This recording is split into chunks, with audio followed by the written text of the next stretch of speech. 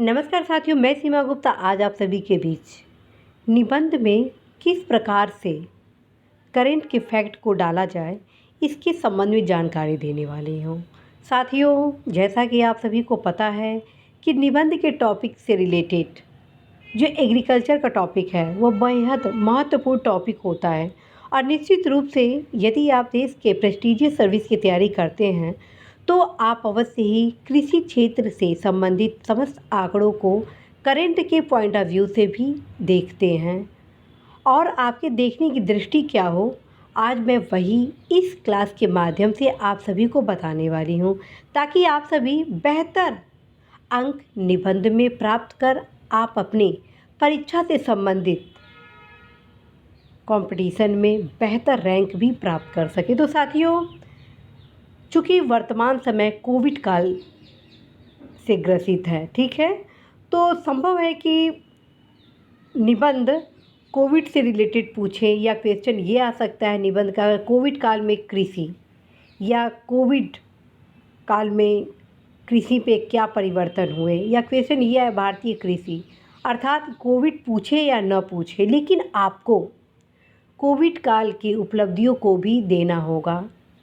उसका मेन कारण है कि यदि आप ये लिखते हैं कि उल्लेखनीय है कि कोविड काल में भारत सरकार द्वारा, राज्य सरकार द्वारा ये उपाय किए गए या जो बदलाव आप देख रहे हैं उससे संबंधित तथ्यों को यदि आप देते हैं तो निश्चित रूप से साथियों आप बेहतर अंक प्राप्त करते हैं। तो आइए जानते हैं कैसे हम कोविड काल में भारतीय कृषि से संबंधित वे महत्वपूर्ण फैक्ट जो कि निबंध में लिखे जाने हैं जानते हैं। साथियों, मैं आप सभी को यहाँ पर चर्चा की हूँ कोविड काल में भारतीय कृषि, ठीक है। तो कोविड काल में प्रत्येक क्षेत्र में बदलाव को देखा गया। इस बदलाव के क्रम से कृषि क्षेत्र भी अछूता नहीं रहा। बावजूद कृषि क्षेत्र अपनी महत्ता को स्थापित करते हुए विपरीत परिस्थितियों में भी अनेक उपलब्धियों को स्थापित किया, जैसे सकल घरेलू उत्पाद का 3.4% कृषि क्षेत्र में वृद्धि को दर्ज किया, बल्कि खरीफ फसलों के क्षेत्र कवरेज में 18 सितंबर 2020 तक 5.7% की महत्वपूर्ण बढ़त दर्ज की, ठीक है। इस प्रकार देखिए आप इसमें जीडीपी में जो वृद्धि कृषि क्षेत्र ने किया है उसको भी मैं यहाँ पे रूपांतरित की हूँ। साथ में जो खरीफ फसल में जो कवरेज में संवर्धन हुआ है एग्रीकल्चर फील्ड में उसको भी मैं यहाँ मेंशन की हूँ। अर्थात आपका जो निबंध है वो करेंट से लवरेज है, समसामयिक दृष्टिकोण से प्रासंगिक है, ठीक है। नेक्स्ट है पॉइंट, कोविड काल में मूलभूत परिवर्तन के दृष्टिगत कृषि वह क्षेत्र रहा जहां हम नकारात्मक के बजाय सकारात्मक वृद्धि देखें। फलतः शीतकालीन फसलों अर्थात रबी फसलों के लिए अच्छी मानसून और जलाशयों और पर्याप्त जल संग्रहण को देखते हुए भारत सरकार ने 2020-21 के लिए 301 मिलियन टन खाद्यान्न उत्पादन का लक्ष्य रखा, जो कि अब तक का सर्वाधिक उत्पादन रिकॉर्ड है। आप देखिए किस प्रकार से मैं फैक्ट का समायोजन निबंध में कर न सिर्फ विश्लेषणात्मक अध्ययन को आगे बढ़ाई हूँ, बल्कि तमाम वे महत्वपूर्ण फैक्ट जो कि ज़रूरी है निबंध के लिए वो तथ्य भी समायोजित की हूँ। आगे देखिए, आर्थिक बहाली के दीर्घकालीन उपाय के रूप में वित्त मंत्री ने कृषि क्षेत्र हेतु 1.63 लाख करोड़ रुपए के प्रोत्साहन पैकेज की घोषणा की, जिसका उद्देश्य बुनियादी ढांचा, प्रचालन तंत्र और क्षमता निर्माण को मजबूत करना था। वहीं कृषि क्षेत्र को बढ़ावा देने के लिए लॉकडाउन के दौरान अनेक सुविधाएं भी दी गई। कोविड के दृष्टिगत हुए नकारात्मक बदलाव के कारण कृषकों के हित के लिए तत्काल आर्थिक लाभ के लिए अनेक कदम भी उठाए गए। प्रधानमंत्री किसान योजना के तहत किसानों के बैंक खातों में 2000 का अग्रिम भुगतान जारी किया गया। लगभग 25 लाख नए किसान क्रेडिट वितरित किए गए। साथ ही तमाम ऐसे उपाय किए गए जिससे भारत कृषि क्षेत्र के तमाम संकटों को दूर कर सके, बल्कि कृषकों के आय को भी दोगुना कर सके। उल्लेखनीय है कि कृषि क्षेत्र में बदलाव करने के लिए मूल्य आश्वासन तथा कृषि सेवाओं पर किसान सशक्तिकरण संरक्षण समझौता विधेयक 2020 लोकसभा में पारित भी किया गया। निश्चित रूप से भारत सरकार और राज्य सरकार द्वारा कोविड काल में कृषि क्षेत्र को संकट से बचाने के लिए तमाम उपाय किए गए। बावजूद जरूरी हो गया है कि कृषि क्षेत्र में विकास को बनाए रखने और ग्रामीण अर्थव्यवस्था को बढ़ावा देने के लिए कृषि और कृषि प्रसंस्करण आधारित गतिविधियों को सुधार की जाए।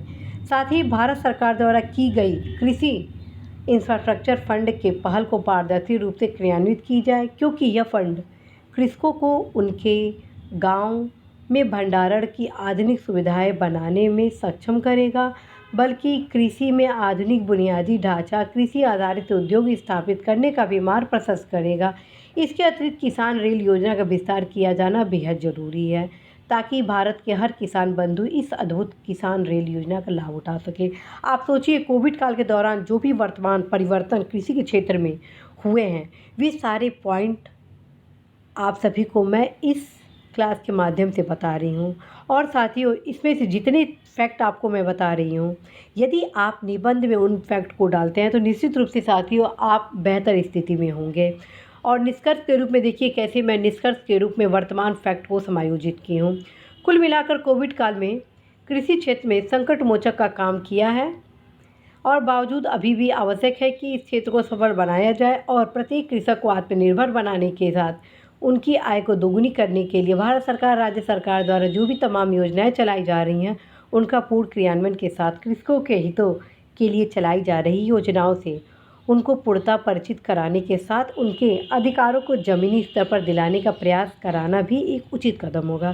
साथियों, ये जो लेख है वो मेरे द्वारा एडिटोरियल के लिए बनाया गया था, ठीक है।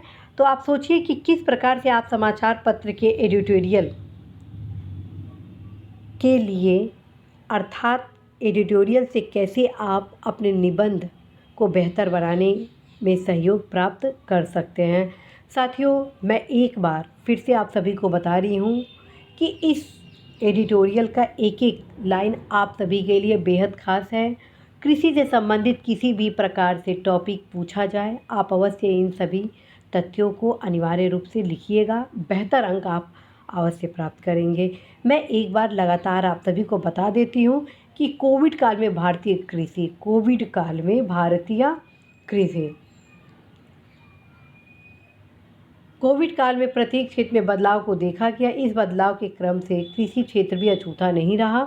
बावजूद कृषि क्षेत्र अपनी महत्ता को स्थापित करते हुए विपरीत परिस्थितियों में भी अनेक उपलब्धियों को स्थापित किया, जैसे सकल घरेलू उत्पाद का 3.4% कृषि क्षेत्र में वृद्धि को दर्ज किया, बल्कि खरीफ फसलों के क्षेत्र कवरेज में 18 सितंबर 2020 तक 5.7% की महत्वपूर्ण बढ़त दर्ज की।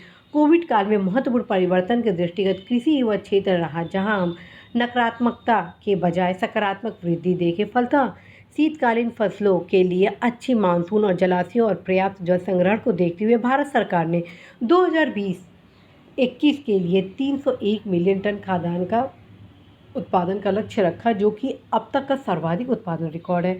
आर्थिक बहाली के दीर्घकालीन उपाय के रूप में वित्त मंत्री ने कृषि क्षेत्र हेतु 1.63 लाख करोड़ रुपए के प्रोत्साहन पैकेज की घोषणा की, जिसका उद्देश्य बुनियादी ढांचा, प्रचालन तंत्र और क्षमता निर्माण को मजबूत करना था। वहीं कृषि क्षेत्र को बढ़ावा देने के लिए लॉकडाउन के दौरान अनेक सुविधाएं भी दी गई। कोविड के दृष्टिगत हुए नकारात्मक बदलाव के कारण कृषकों के हित के लिए तत्काल आर्थिक लाभ के अनेक कदम भी उठाए गए। प्रधानमंत्री किसान योजना के तहत किसानों के बैंक खातों में 2000 का अग्रिम भुगतान जारी किया गया। लगभग 25 लाख नए किसान क्रेडिट कार्ड वितरित किए गए। साथ ही तमाम ऐसे उपाय किए गए जिससे भारत कृषि क्षेत्र के तमाम संकटों को दूर कर सके, बल्कि कृषकों की आय को भी दोगुनी कर सके। उल्लेखनीय है कि कृषि क्षेत्र में बदलाव करने के लिए मूल्य आश्वासन तथा कृषि सेवाओं पर किसान सशक्तिकरण और संरक्षण समझौता विधेयक 2020 लोकसभा में भी पारित किया गया। निश्चित रूप से भारत सरकार और राज्य सरकार द्वारा कोविड काल में कृषि क्षेत्र को संकट से बचाने के लिए तमाम उपाय किए गए बावजूद जरूरी हो गया है कि कृषि क्षेत्र में विकास को बनाए रखने और ग्रामीण अर्थव्यवस्था को बढ़ावा देने के लिए कृषि और कृषि प्रसंस्करण आधारित गतिविधियों को सुधार की जाए। साथ ही भारत सरकार द्वारा शुरू की गई कृषि इंफ्रास्ट्रक्चर फंड के पहल को पारदर्शी रूप से क्रियान्वित की जाए, क्योंकि यह फंड कृषकों को उनके गांव में भंडारण की आधुनिक सुविधाएं बनाने में सक्षम करेगा, बल्कि कृषि में आधुनिक बुनियादी ढांचे, कृषि आधारित उद्योग स्थापित करने का भी मार्ग प्रशस्त करेगा। इसके अतिरिक्त किसान रेल योजना का विस्तार किया जाना बेहद जरूरी है, ताकि भारत के हर किसान बंधु इस अद्भुत किसान रेल योजना का लाभ उठा सके। कुल मिलाकर कोविड काल में कृषि क्षेत्र में संकट मोचक का काम किया है, बावजूद अभी भी आवश्यक है कि इस क्षेत्र को सफल बनाया जाए और प्रत्येक कृषक को आत्मनिर्भर बनाने के साथ उनकी आय को दोगुना करने के लिए भारत सरकार और राज्य सरकार द्वारा जो भी तमाम योजनाएं चलाई जा रही हैं, उनका पूर्ण क्रियान्वयन के साथ कृषकों के हितों के लिए चलाई जा रही योजनाओं से उनको पूर्णतः परिचित कराने के साथ उनके अधिकारों को ज़मीनी स्तर पर दिलाने का प्रयास करना भी एक उचित कदम होगा। तो साथियों, देखिए मैं किस प्रकार से आप सभी को एडिटोरियल के माध्यम से आप सभी की निबंध की तैयारी करा रही हूँ, ठीक है। तो ये रहा मेरा एडिटोरियल, जिसके माध्यम से मैं आप सभी को आपके निबंध की तैयारी करा रही हूँ। साथियों, इसी प्रकार से जो अन्य एडिटोरियल न्यूज़पेपर में आते हैं वो करेंट के फैक्ट से लवरेज होते हैं और वे बेहद उपयोगी होते हैं आप सभी के निबंध से संबंधित तैयारियों के लिए। साथियों, मुझे पूर्ण भरोसा है कि आप अपने निबंध के भी तमाम महत्वपूर्ण तथ्यों को विशेष फोकस करेंगे, जिससे आप बेहतर अंक अवश्य ही प्राप्त कर सकें। साथियों, इसी आशा संदेश के साथ मैं सीमा गुप्ता आज विदा लेती हूँ कि निश्चित रूप से आप अपने उद्देश्यों में सफल होंगे। नमस्कार।